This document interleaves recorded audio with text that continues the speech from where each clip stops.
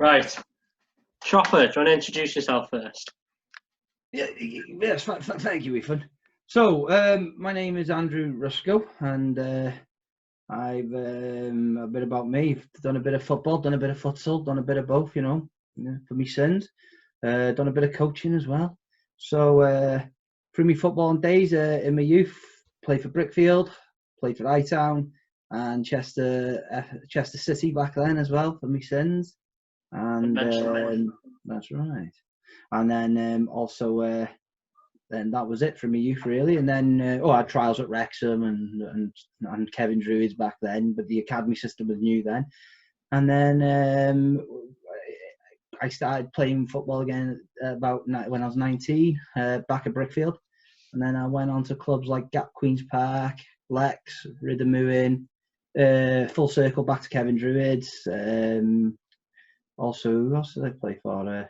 I can't remember. Played for a few, and then in futsal when I started playing, I played for Great Britain in the AMF version of it. I got 5 minutes clean sheet against Italy. You know what I mean? That's enough for me. But I was coaching mainly. I got there part of that team because I was coaching mainly as a goalkeeper coach. And I played for Brickfield futsal mainly. I've had a little stint at Wrexham futsal, but one of my biggest regrets, I didn't stay there. And then the coaching side, I've coached for the RCF Wrexham, coached for Chester Community Trust, Kevin Druids, I coached for them in the academy system when I was playing. And I don't know, I can't remember anything else. I've done a bit. So there you go. There's me. Nice one. Right, we're going to move on to Brad next because I can see him smiling on the screen. He's trying to make me laugh here. So, Brad, trying to introduce yourself. I mean, I was just laughing at Chopper's version of joining Wrexham Futsal was his regrets. No, maybe biggest regret for not staying on with them. Like, do you know what I mean? I wish I stayed on with them because they went and won the Welsh Cup and everything. But I don't know. I'm just off my head, don't I? That's the problem with me. So. Well, Bradley Dobson, youth football. From youth, I was playing through Luton Town, all the way up to the age of 13. I had a stint at Arsenal youth from 14 to 15, and then on I was at Watford. I signed a pro deal at 16 for 1 year, and then I moved up and I had trials for Wrexham. Didn't go as planned, and I've kind of just stayed in grassroots, and I've focused a bit more onto futsal. Futsal, I Welsh Cup champions, played in the UEFA Cup for Wrexham, and not long we've reformed as Cheshire Futsal, and now we're in the English League, so we're doing all right. And then hopefully in the next couple of seasons I'll be pushing on and playing for England Futsal. That's right. Awesome. Right, my phone has just stopped working, but it's fine because Zoom's recording. So good job we had 2 on the go now. Right, we'll move on next to Martin. Martin, do you want to introduce yourself, mate? Coach locally with Brumbo Lodge. I've done for about 4 years now. I'm currently had 12 months with the Wrexham Ladies coaching there. I've coached the Kevin Druids. Playing wise, I was in a satellite program with Villa when I was young, and Chester as well for over the 2-year period. Played for Brickfield locally, Druid, Brumbo, Penley for a lot of time as well. I'm currently in university doing a coaching degree, and also looking to expand my knowledge on futsal with you guys here today. So that's my main role. That's about it for me. Keep it short and sweet. And I used to coach Bradley a long time ago. You have to throw that in there, didn't you? Yeah. Right. That's why I got grey hair. We'll move over to Higgins. In the top corner there. Introduce yourself, mate. Yeah, so I probably got the smallest CV out of everyone here, to be fair. Youth football, I only ever played locally at grassroots. So I started off at Brickfield. I was a keeper, and then I moved up to Coitpoith. I stopped playing football when I was 16, when I went to men's, as I took up other sports. But I found I wanted to look at a career change, and I started enjoying my football again. So I looked at making a change, and I moved out to America last year to coach for 5 months in the States. So I did that, came home, and I was lucky enough there was a position with Wrexham's RCF going. So I was very fortunate to get the job, and I've been working with them since. They put me through my FAW football leaders and C license since September, October when I finished that. And now I'm just getting my knowledge greater, looking at different courses and get myself on to expand my knowledge really at the moment. Awesome. We will also be joined by Jordan, who's Welsh futsal goalkeeper, if I'm right, Brad? No, he's a wrong. winger, Welsh futsal winger, top goal scorer in the Cymru Life as well. I'll let him speak. Yeah. So we'll introduce him when he actually jumps on, if he jumps on. Jordan can't play in goal. He's rubbish in goal. Bradley, can I just stop you all there for a second? Bradley, can you sit up properly? You look like you're going to get ready for something else, mate. Sit up properly. Well, I mean, I'm holding my iPad in between my knees. Well, I hope it is your iPad you're holding, mate, because at the end of the day, it doesn't look appropriate for this camera shot. So come on, sit up. A bit more regimented, son. Right, we're going to move on to football because we have only got a 40-minute slot and we've took half of it, introduced everyone. So we're going to move straight into the football questions. First question we've got here is, during lockdown, how would you recommend people keep up their training, their ability at football, and etc.? So it's the same with futsal as well. We'll go on to Brad first.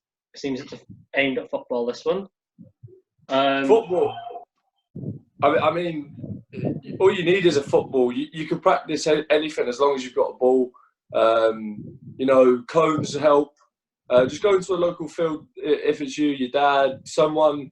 You can do kick-ups, just close control football. Not knocking it in and out of the cones. There's loads of little things that you can do in and out of lockdown. I mean, I've been trying to keep myself busy, and I've gone back from now back to the old days to what I used to do as a kid. Just doing kick-ups and just getting used to the ball at my feet again. So when we do get out of lockdown, it's not going to be like a massive shock to the system. Anyone else want to elaborate on that one? Yeah, I'll jump in quickly. Right, obviously Brad said about using cones or whatever, but some stuff I've been doing for one of the coaching people I work for with rugby was we've been using just normal household equipment. So obviously some people might not have cones or other equipment, so just find anything you can. If you're trying to dribble in and out of things, you can use tins of beans, or you can use a pillow to put down if you're doing stuff in your garden or in your backyard. If you've got any concrete area, you can just use whatever equipment you can find in the house. And that's what we've been supporting to our lot. No, I back both points there. I think I suppose again it's dependent if you've got a garden. I suppose there's more stuff. One I was doing with my lad was trying to get it scooped into the bin and stuff like that. My scoop seemed to end up hitting the wall and went in the bin somehow, but that wasn't on purpose. It was by accident somehow, but it went in, so that's good enough for me. But no, I think what this lockdown has done from a positive perspective is something I think that we condition, especially in football, not so much in futsal, but dependent on the coach, is it's bringing back the imagination, being creative. That's what it's done, because we've all had to adapt to the lifestyle that we're all in, basically, and getting like Andrew just said, get the tins of beans, using them for dribbling and stuff like that. That's fantastic. Imaginative working as a coach and so on, and as an individual. But also your fitness is important as well. Doing your things like your squats and everything. Work to 20 minutes every day. So. Yeah, I'd noticed on your Facebook as well, Andrew, that you've been doing hill sprints with your lads. Yeah, well, not everyone's going to be blessed with with a hill just around the corner from them, a couple of blocks down. But doing hill sprints, 3 sets of 6 hill sprints is massive. I've improved my fitness. I've lost 2 stone already from it, just from doing that daily. And for the sake of just doing 10, 15, 20 minutes work, it's massive at keeping money in the bank, basically. Anything to add, Martin? Yeah, well, we've been doing the FA have done the Welsh moves as well. I think there's about 11 Welsh moves you can go away and copy. So we've been doing little challenges on the group, try and challenge yourselves doing those. there's loads on YouTube at the minute. Ball mastery is something you can sort of master at the moment. You've got plenty of time. You don't need a lot of space. You don't really even need cones. Just but there's loads of videos on YouTube. Get on YouTube and just do some ball mastery stuff. And then set yourself a little challenge. My lad, he's 9. He's been going to do his own YouTube channel, and he's been sort of taking videos in the crossbar challenge with me. And like Chopper said, everyone's becoming quite creative. And within his team, we've tried to do Zoom training. And with the ladies, we've done Zoom fitness sessions. We've had more to that than the normal training that we'd have. So everyone's being creative, and it is hard.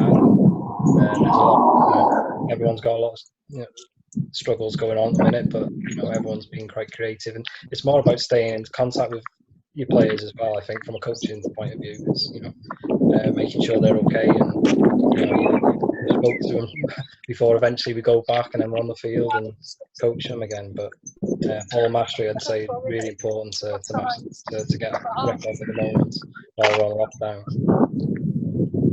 Definitely on the creativity. Imagination as well, innit? It's really enhanced the imagination, and that's one of the probably the biggest attributes of any kind of sport and football, is because we all want to be that. Still, even at the age of 33, I still want to be that player in my head, but it's imagination in it, and this is definitely probably enhance that ability to have that imagination again. And like you're imagining and saying, if I do use that tin and beans or Link's effect and I'll dribble around it and everything to use my ball mastery, that is what this has done for me in that sense. And I think it's got to be a key ingredient now when we do go back to normal. That's what this has got to be for me. All right, nice one. We'll just jump in here now and just quickly say hi to Jordan, who's just joined. I know he's just muted his mic, like. Yeah, I've unmuted it now. Do you want to just introduce yourself and tell us a bit about your background in futsal, mate, or futsal? Yeah, well, I started youth at Brickfield. With Chopper, he was there. That's right. Then I moved on to, I played for reserves, and then I made the big step to the Wasp Premier at 17, which I didn't believe at the time I was good enough, but thankfully it worked out. Then I come back from there, and Chopper give me a chance to get into Wrexham. He helped me to get into the university side. And then I went to Nantwich. Didn't really work out, but you have setbacks in football. That's how you come back. Futsal, I play alongside Bradley, unfortunately, as we both argue a lot. But recently I've started playing for Wales, and luckily it's going well. Nice to mate. We may have lost Jordan there. He may come back. I think he's just through. Zoom call. Connection error. we'll get the gist of that. That's how we got bloody rid of him. Right, moving on. The next question we've got off people is the effects with Covid-19 affecting football at the moment. What do you think will be the chances of football going back to normal? And do you think there'll be changes in rules when we go back, or will we go straight back into it? Well, money plays a part in this, doesn't it? So I think it will go back to normal soon. In my view, sooner than it should. If that makes sense. Like you look at the German league now, you had 5 players on a bench, social distancing, masks on. You had the physio before the game, which it showed you, patting everyone with them same gloves on, right? And you can still get tested with COVID-19 negative, even to that day, on that day, and yet have the COVID the next day after. And then I think I put it up on Facebook the other day. There's a corner, and they're not social distancing. They all contacting each other, touching each other. So personally, yeah, it's probably going to go back to normal a lot sooner than it should be from a professional game. But should it be? No, it shouldn't be, because can you get rid of this corona? I think it's been proven it can't. It's going to be here for a long while, even next year. So one of those, isn't it? Really. I agree with what Travis says on that. I think grassroots level, I don't think it'll come back as soon as some people think. I think realistically it shouldn't come back straight away. I know they finished the leagues now anyway, so maybe September, October might be an okay time to come back to it. But professional game, exactly what Chopper said, money talks, doesn't it? Probably the same reason they want to start the Premier League up, they want to start the Championship back up because there's that much money involved. People just want to, everything in this world revolves around money, doesn't it, at the end of the day? So yeah, they probably are starting it. I think they're starting it back too soon. They maybe should have taken the same approach as what the French league had, was just cutting it and then just waiting until things have calmed down, because obviously you still got people dying and that in the UK at the moment. And then just go back at the end of August, September, when things have calmed down, things are getting clearer, and just go like that was my personal opinion on it. Yeah. Coming from a school background myself, I know schools are shut at the moment, and I think it's never going to be safe to go back, kids football especially, until they're back in school anyway. I know, Martin, you do a lot of coaching with youth football as well as older football.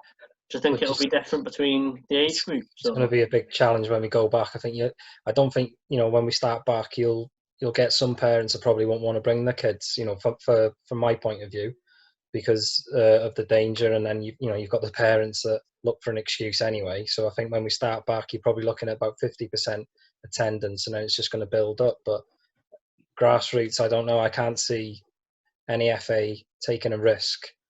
If someone gets, ill or God forbid, gets infected and is seriously ill with it, then it's going to look bad from their perspective, isn't it? Because it's, so I can't see grassroots starting back till next year. And when they do, like Chopper said, it might need a lot of money spending on it. You're going to have to think of how they share the water. A little one, I hope it wouldn't revenate at our age, but like spitting, that's got to be stopped. So if any child spits, they're just off the pitch, and just the things we take for granted. But I think, when knowing some of my boys that are only 8 and 9, that they've been sort of trapped in a house for the last couple of months, is psychologically when they go back, they're just going to be chucked into this, big environment, and some of them might not be able to handle it. So I think, I'm preparing myself to lose players potentially because of all this as well. I hope I don't, but we've got to think of how it's going to affect them mentally, not just think of the worst, look for the best. Well. Yeah. But I can't, like Andy says, I can't see it being for any time soon. Maybe even until they find the vaccine for it, which could be any time, couldn't it? Yeah. At grassroots anyway, but I think with the Premier League, they should have just cancelled the season as it was, taking the lead of the French league, and there's been quite a few leagues that have followed suit, and I just don't see the sense. I know it means giving Liverpool a title, but like Chopper said, money talks, and it's a shame really, because you potentially you might be putting professional players' lives at danger, and their immediate family as well. Yeah. Well, speaking of the virus and staying indoors, it's nice to see Jordan's back with us. Indoors as well. Hi guys. He's all right. It's my data. It's not really good out here in the countryside, is it? One form of exercise a day, John. And he's over 25 miles away from his house.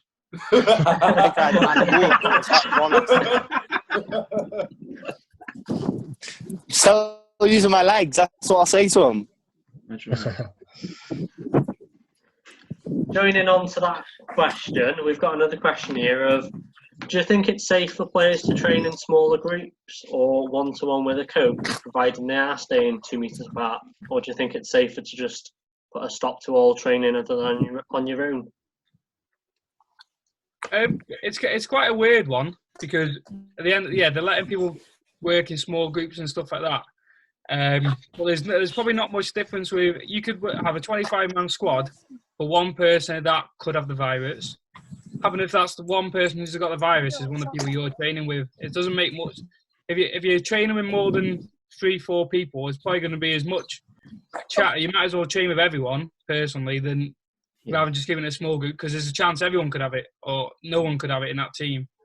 I think with the professional players, they're just kind of be treating like monkeys kind of thing. Why should they have to go back? Like, there's still people aren't going back to normal life, normal jobs. People aren't going back. So why do they expect just footballers who have exact same humans as us, they're expected to go back just for entertainment purposes, aren't they, really? I agree with what, I don't know if anyone else has seen what Troy Deeney's been saying in the last week, with not wanting to go back. I fully agree with what he's saying. So yeah, that's my opinion on it. I think if they're to go back, they should have just go all out, because there's probably as much chance going in small groups as there is in it's just big groups. I think Danny Rose is getting a bit not wanting to go. Is it Danny Rose's name? He Yeah. doesn't want to go back. He says he thinks he's getting treated like a lab rat. I had to say to him, no, you're a footballer, actually, not a lab rat. Let's get that right. No. But he's right, isn't he? He's right in what he's saying, the guy. And personally, I agree with what Andrew just said as well. You might as well go all out if you're going to train in small groups. And the other thing is, I think I said it just on the previous question. You could be negative Monday, negative Tuesday, negative Wednesday, negative Thursday, negative Friday. Next minute, you go to play Saturday, you get probably tested afterwards, and you're positive. Then you've infected like about 52 people. So what? It just doesn't make sense to me going back altogether, if that's the case. I fully agree with that. I just don't get how they're training in small groups, and then come a match day they're playing with the whole 11. Spot on. What, you might as well not train in small groups. You might as well train in your starting 11 if that's the case, because you're going to be playing against another 11. You're not going to be playing small groups versus small groups, are you? With that, there was a comment on I can't remember what professional footballer said it, and there was a comment about Dortmund's game last week, and it was one of the goal celebrations by, I think it was Haaland. He celebrated, and all the players are like blinking, like a bowling setup. There's like one player there, two people here, three people here, all clapping, celebrate. Like they couldn't touch each other. And they said as soon as it came to a corner, you had a defender climbing all over the striker. Yeah. You got somebody coming at the side, taking another player out, swiping them out. What's the difference? Yeah, that's a valid point. That's similar to what Chop was saying with the post he's put up on Facebook, where the bench is 2 meters apart, and obviously all the players are crammed in for the corner. So it's interesting on how you can keep the social distancing actually on the field. And bearing in mind, the physio was going round before the game when everyone's in close quarters before the walkout, is with them same rubber gloves, touching everyone, giving it the old back on, the pats on the back and everything. So he could have been the guy going around infecting anyone himself. So the whole process for me does not make logical sense. If there's a coronavirus, which everyone believes there is, and so on, then we can't go back. Small groups, big groups, small whatever, 2 groups, we can't go back. Simple as, in my view. But money talks. So. Right, I have had a notification on my computer that we have only got 10 minutes left, because the room will end in 10 minutes. If that is the case and we're not finished, we'll just restart a new one and carry on from where we've left off. Okay. It's up to you guys whether you're happy to come back on. Don't feel you have to. Nothing else better to do, Ethan. You're asking us like we're not meant to be in lockdown and that we've got loads of plans going on. Come on, Ethan, I got that bus to catch in a minute. We're all going to Chop got 2 kids downstairs.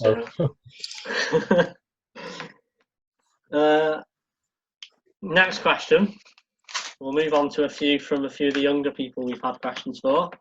So I'm assuming this question's mainly aimed at Brad still playing. I don't know if anyone else will want to weigh in though. In your position, what does your manager usually tell you to work on the most? I think for an older for an adult, it's a bit different to what a kid's going to be. For an adult, you've got to keep your fitness up. You've got to keep your diet clean. Because if you're not watching your calories or keeping fit, you come back to the match day and you're going to be all over the place. So I think that's the main thing about just keeping fit, and the sharpness will come with the ball. When you're an adult, you've played with a ball since you're a young kid. It's natural. So, coming back to a ball is not as hard as what people think it is. It is a bit of a change, but I think it's just your overall fitness that you need to keep up to date and you need to work on. Any of the coaches want to weigh in on that? What was the question again? So, in what position, when you're in your position, what's the thing that managers tell you to work on the most? I think, like Bradley said, it's different for your age, isn't it?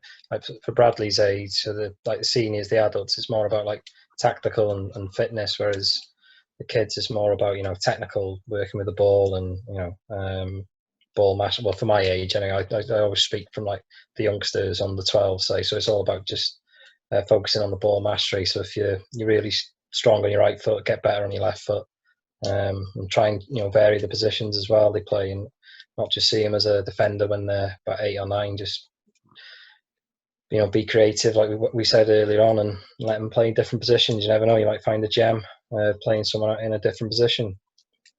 Yeah, I can say myself, I'm probably going to annoy a lot of people in our league saying this, but when we come to play Martin's team, Brumbo, it always seems to be the best game we have in the season, purely because it's all based around passing and working as a team, where you go to some teams and there's not much passing involved.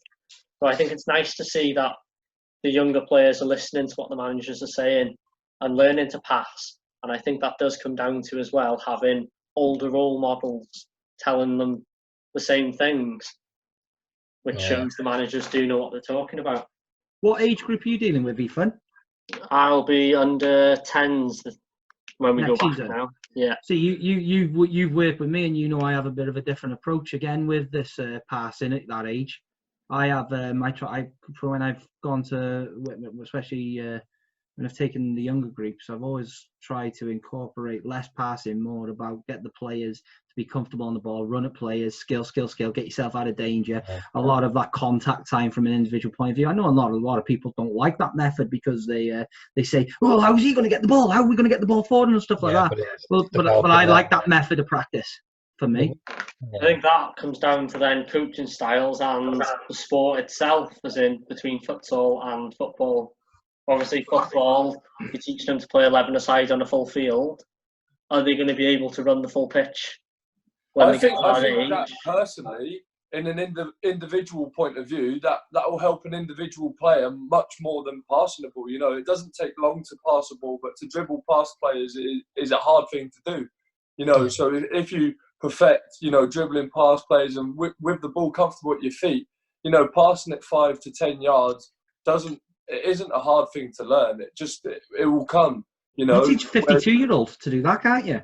I could teach a 52-year-old right now to pass correctly, in my view, but I can't teach a 9, 10, 11-year-old how to do a Maradona turn. I can teach them how to do a Maradona turn, but I can't teach them to do a 52-year-old to do a Maradona turn, if that makes sense what I'm saying. So I'd rather have that in their arsenal. So when they get to about 11, 12, 13, then I can start saying to them, "Come on, let's incorporate the pass a bit more." And obviously it's a bit more. It's not pass like in squares and stuff like that. It's more like passing angles and stuff. Get the ball forward. Let's make forward runs and stuff like that. But again, it's everyone's different preferences. I've been around coaches who want 6-year-olds passing just to go and win games, and I look at it and I go, "Oh my God, you really are helping this youngster." In my view, but it's everyone's. Everyone's got a different judgment, haven't they? Different academies have different. Like Liverpool are all about, in the academy, it's all about developing the player, and so first thing they tell them is get the ball and run at the opposing defender. Whereas other clubs might be, the likes of I think Arsenal were very pass from what I've listened to over the years. So it's just on philosophy, isn't it? But I agree with what Chopper's saying, that let them run at people and let them make mistakes. And at an early age, you're quite right. But it's just about letting them make mistakes, letting them learn in it, and whatever your philosophy is, they'll develop if they've got the right attitude and got the right support behind them as well. Spot on. The problem is, I think we get a lot of adult coaches try conceptualizing the adult game and trying to endorse it on the younger game. And that's when, and then really, are they actually, but again, there's a lot of it, there's different complexities to it. Is it the right way? Probably not. Depending, again, it's all on opinion, like you've just said, Martin. But again, without those people doing the roles, there'd be no grassroots football. Exactly. Yeah. So you have to accept it. But going back to Bradley's point of view from an adult perspective, Bradley's spot on. I think it's just like getting back on the bike, with the ball. So fitness is massive and paramount. Yeah, fully agree. Yeah, I can say myself as well. I don't know whether any of you know Chris. I don't know surnames. I know he does a lot with Stoke's development teams for the youth. And I know his main philosophy that he always used to tell me was, it's like art. You can tell a kid to draw a picture, they'll never look the same. It's all about having them get their own creativity into their game. So that's an interesting point there. Yeah. And this is why I like lockdown in that aspect, because it's bringing back the imagination. And without imagination, creativity doesn't come as much. Now we've got people being a little bit having to be creative and more imaginative, which is only going to play hopefully dividends on the pitch eventually. Yeah. Right. We will move on to another question. What I'm going to do is stop the call, set up a new one, because we've got 30 seconds left. We've talked for half an hour already. We'll be back after the break. Right, we're back. We have to stop for a quick break due to the video cutting out because you can only have 40 minutes. But I'm joined back with Chopper and Andrew. Hello. We're just going to basically sum up what we've talked about today. Unfortunately, the others have had to go and do other stuff, but we were on the topic of COVID-19 and how to stay fit, how to do training and stuff. So we established that it's a case of you can do it at home with anything, cones, tins of beans, use things like that. We established fitness was key, as well as developing personal skills and passing was important. Was there anything else you wanted to go over specifically that you think people will benefit from?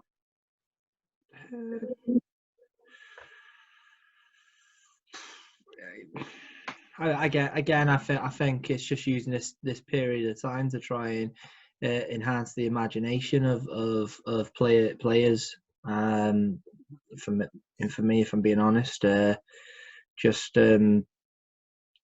utilize the time well. That's it, and because with a decent imagination will come more creativity, and I think that'll pay, like I said earlier, dividends on the football pitch. So yeah, no, I think there's many positives to this big negative that's happened. Yeah, I fully agree with what Chopper says. To be fair, like, one of the main things what people say about is knowledge is power at the end of the day, isn't it? And the more you can help yourself learn and progress, like us as coaches, like one thing I've been doing a lot of during lockdown is started reading up on more stuff about coaches, different other coaches' philosophies, like professionals. Just bought a couple of things today from Klopp, Pochettino, and Guardiola. Started reading their stuff. So for coaches, we're trying to progress as well, and that's exactly the same what the players need to do. Like a moment of time, as well as doing their physical attributes, like I said, going in the garden, getting a ball at their feet, doing stuff like that, and working on a normal fitness. You can easily pick up a game online, Premier League game, find a player who you think is in the same sort of position as you, that's the sort of person you want to be at, and then you can watch over and over and over. Like I play rugby, and the amount of times I'll watch a game, a professional game, and I'll try and watch a player for the whole 80 minutes and just try and progress myself on that player. Then our matches will be recorded, and I'll be watching myself saying, well, why haven't I done anything like they've done? So at the moment, the perfect time for players, if they're wanting to progress, is by, if you can watch your performances, by watching their own performances. If not, watch professionals and try and target yourself and see what they do during a game, on how if you can do the same sort of thing and if you can help yourself by doing it. Yeah. So you utilising ICT then is massive, isn't it? Again, yeah. with you saying that, because again, we're going to speak about visualization of seeing what people do on like YouTube. Like someone like I was supporting an individual the other day on their game, and I said to them, they reminded me of someone like Juan Mata, and they were a bit intrigued to see what I meant by their style of play, ball close to the feet, low sense of gravity and all that kind of stuff. And I showed them there's some clips, and they said, wow, I can see what you mean now by that. But for you to get more recognition in your own head of understanding how to do the things that these professionals do, is definitely go and utilize your iPhones, your iPads and so on to actually to record yourself, to just see what you're doing a little bit differently to them. In fact, sometimes you might even be doing it better than them, if we're being honest. I know they're professionals, but sometimes you might have a very unique style that works for you as well. So it's definitely make use of ICT, definitely. Yeah, that could be a simple case of filming it, getting your phone out and filming you doing a couple of turns around a cone and checking how that works out for you, watching other people doing that, and then work out how they're doing it quicker than you, or which way you're doing that. No, that's good stuff. So everyone's unique, isn't they? At the end of the day, but I'll say you feel record yourself, and then like that's probably the pro side. What we're in at the moment is luckily how much technology we've got now. That's it. You can look up skills online. You can look up anything online. You can evaluate your own stuff because of the use of mobile phones and the quality you got. So that's it. I'm just basically repeating what you guys have said. You can just record yourself easily, and then just watch over yourself and make yourself better slowly but surely. Yeah, I think sometimes though why people won't do it is I think we're in a danger of some people. I think again, this player told me the other day. They said I don't put nothing online, or I don't film myself because people would not bullying's not the right word, but alienate themselves from that individual, and people will shy away from it. And personally, I put a lot of stuff up on my own Facebook about what stuff I'll do and stuff like that. Don't get me wrong, I'm not miffed to thinking that I'm a great player or anything like that. But what I'll do, I'll put it up to inspire other people to do that, to put their stuff up as well, and then what that should do is create what they call like a communities of practice and stuff like that, where everyone should like give a little bit of advice and so on. I think I had advice off a lady called Sarah Sutton, Ismail Sutton, and she was saying, oh, you should do this, and that was through the boxing stuff that I was doing with my son. So again, that advice was was taken on appropriately and positively, but a lot of people fear being told that they're not doing it right and stuff like that. And I think we've got to think differently and start to doing these things and then taking advice as well to improve our overall and improve the people that we're supporting's overall game. That's right. I think personally, I think it comes down to a bit as well of confidence and self-belief. I can say myself now, I started originally on YouTube. I used to upload football videos about 7 or 8 years ago, and I used to get taken the mick all the time. And I went from there to one day I got asked to play for the team. They seen it online and they wanted me to play for them, and it built from there. And then I got into coaching, and I don't think I'd be the person I was today if I didn't do that. And I'm sure it's the same with Chopper. I know I've seen you post loads of stuff on Facebook, and no matter what the comments say, it stays up. That's you. And I think that's what makes you a person. That's what makes you so confident, and why people respect so much of you. Well, some do, some don't. No, but I know it. But again, we've got to look at it in a different light as well. When we do put things up, it's what I think you just hit some softer core skills, which are vitally important to everybody. And I think especially with this, someone mentioned it earlier on about maybe only 50% of people will be coming back to grassroots football, and them individual, the other 50% that might not come back, if that's the case, may lose confidence, self-esteem, the whole aspect. And if we're putting videos up about ourselves, we're inspiring ourselves still to keep going. We're actually motivating ourselves, and then our confidence is still going to improve. Our self-esteem is going to improve. Our fitness as well on that aspect. And these are all key valuable attributes that work hand in hand, like cogs basically. And I think this is where ICT's got that. It's got that place in the market, the social Facebooks, the Twitters, and so on, when it comes to player development. But again, sometimes you've also you've got to develop, and I think this is key in professional game, is the ability to just deflect negativity. And you've got to deflect negativity. I've seen loads of negative comments flying at me, especially when I was at Chester, from Wrexham fans. And bear in mind, I am a Wrexham fan, okay, which a lot of people don't acknowledge. But it makes you stronger as an individual, and you go, do you know what? So what? I'm just going to get on with it.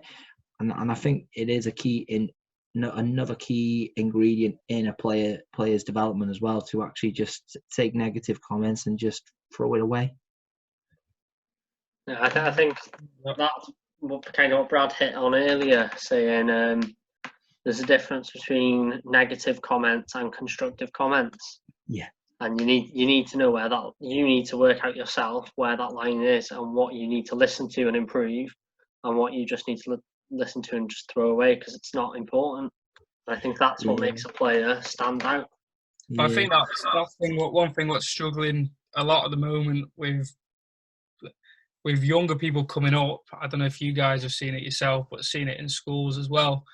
When I've worked in schools, you try to give some kids criticism or constructive criticism, and they won't take it because they've been in an atmosphere before, like with their parents or whatever, and they don't get told off, they don't get criticised, they don't get told how to do better.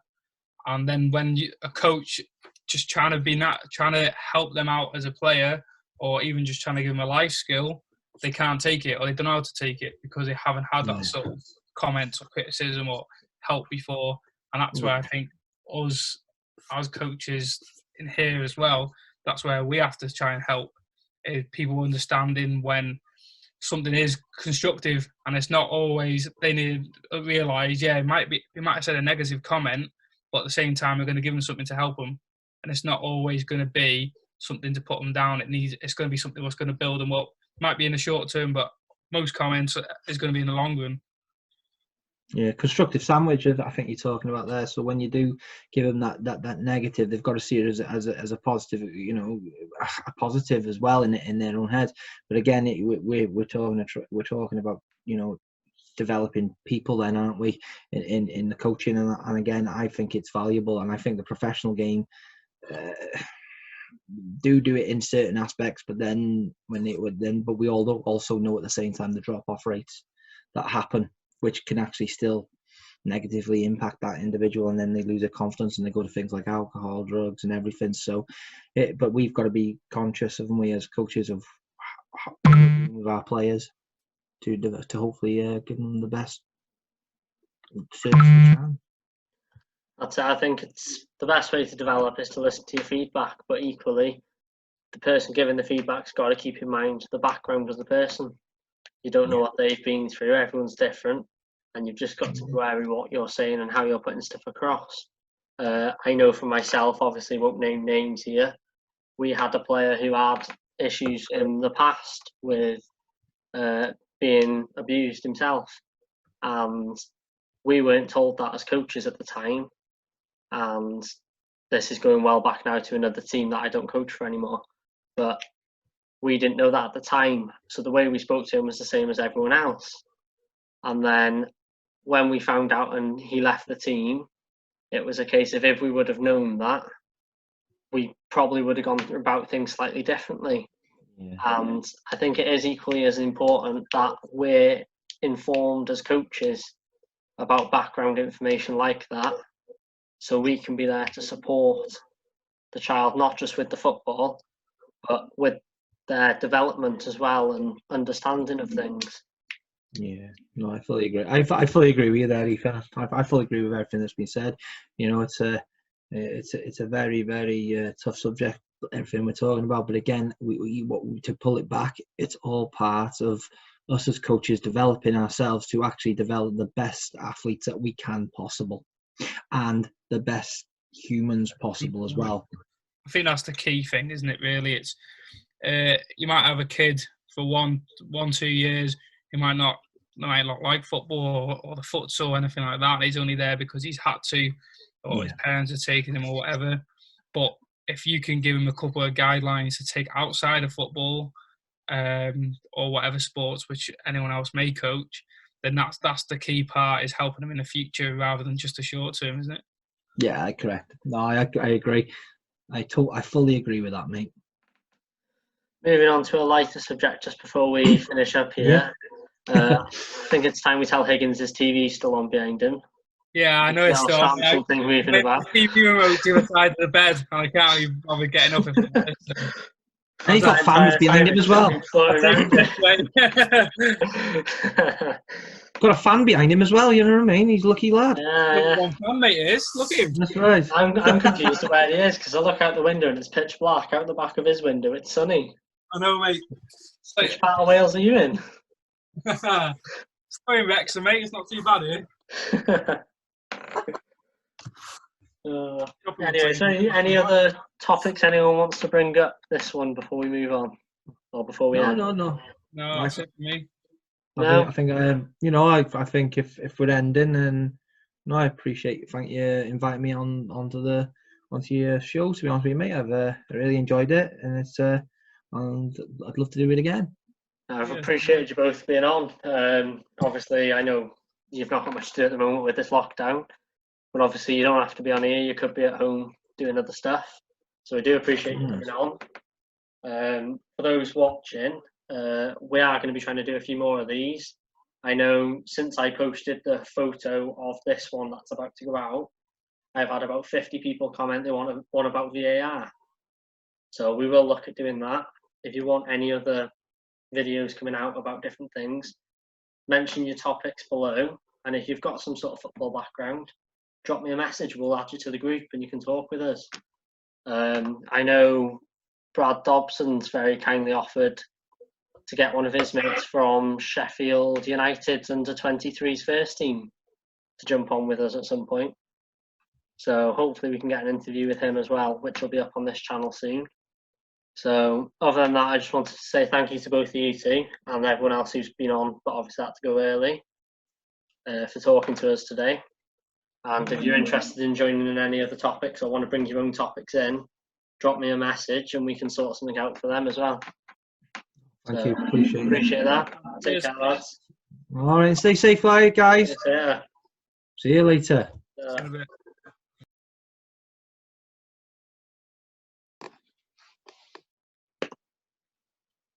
Chopper, should we have a quick sing song? What do you want to sing? Well, you tell me. We'll give it a miss for now. I'll have to think on that one. All right. I'll have a think, but before this recording's done, we're having a sing song. There's no way they're bringing me on something like this and not singing. So even Martin, you're singing as well, so you're not getting out of it. Oh God, no. Yeah. Martin, you are 100% singing. We're gonna have a sing song. I think it's got to be "Where Did It Begin?" Began in a town called Wuhan. Sing that one, shall we? Don't even know it, to be honest, but I'll go with the flow. Hands not touching hands, not touching me, not touching you. Who would have thought your Sunday would end up like this, eh? Yeah, this is just how I dreamed it, this was. Literally. Can't wait. Sing that one, shall we? What's wrong now? Sweet Caroline. Sweet Caroline. Yeah. Okay. We've been recording up to now. Well, yeah, but I can cut it out. It's fine. No, keep it in. Keep it in. Definitely do not keep it in. We'll keep it in. We'll have that as Controversy. Listen, Ethan wants the hits. If we have more controversy, then we're going to be superstars. Woo woo! No one will touch us with a barge pole, superstars, yeah. Hey, listen, you didn't work for Chester FC. I'm still come back to Wrexham and do it. The shit I had. Right, we are. That object in front of you doesn't look very good, Ethan, I'm not going to lie. Well, that's like my tripod, though, so. Yeah. He's excited, isn't he? Yeah, I haven't got another choice, really. That's right. It's a bit dodgy as well. It's my phone clipped on with a little, like, clip thing, but. Go on, I'm Ethan, literally lad. holding Go my on, iPad up with my knees. This is the wrong kind of Zoom call. This is now going. I know. You need to delete this, Ethan. Yeah, I'll start it from now. Right. Ethan, like that, like a snooker player on that then. With a chalk. Chalk it up, lad. Oh, God. I can't get a straight face now, right. You like that, won't she? Right. I don't know. Just had one other person join us. Do you want to introduce yourself, mate? Can you hear us? All right then. I don't know if the audio is working for him. We'll find out. I'll message him on Facebook. Right. Hang on. I'll ask him. Go on, then. Hang on. Chopper's got a setup of dreams. He's probably got about 4 computers next to him.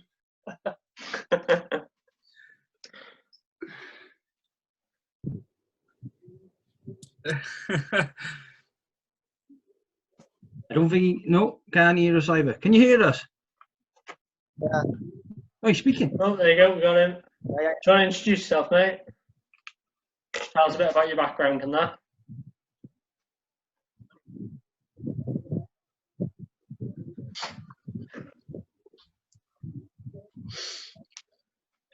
All right then.